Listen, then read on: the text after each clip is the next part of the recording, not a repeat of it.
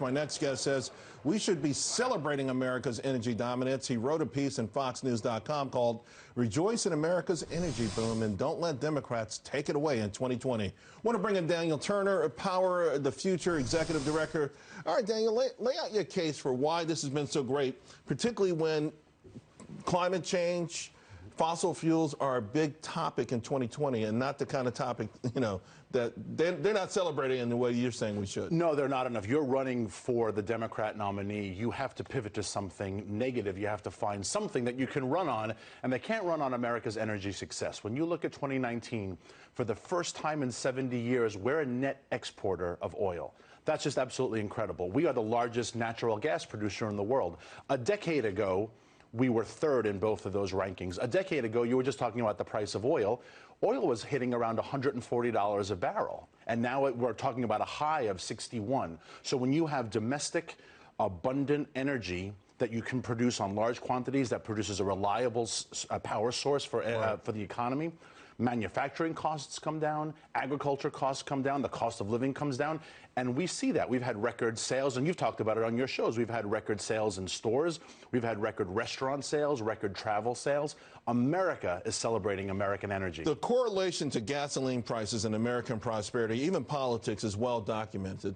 When gas gets cheap, Americans get happy. I mean, exactly. It's pretty simple, and yet you have Joe Biden saying that on day one it would be his mission to get rid of all of these jobs. Yeah, Joe Biden, all of these jobs. He has said that there is no place for fossil fuels in my administration. That's a direct quote.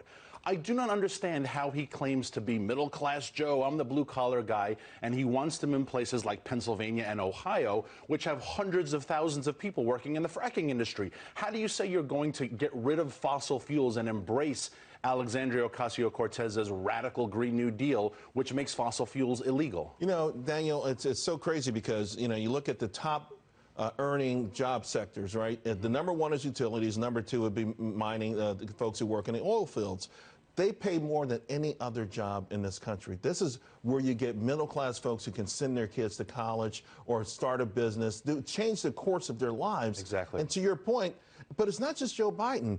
Every day, a major car company is announcing these major electric vehicle plants, and there's no demand for them. And I got to say to myself, what do they know that we don't know? And by the way, they admit that they're going to end up having fewer workers. They're already laying off tens of thousands of workers now to make jobs cars rather that nobody wants. Exactly, and the electric vehicle sham to call. I have no problem against it.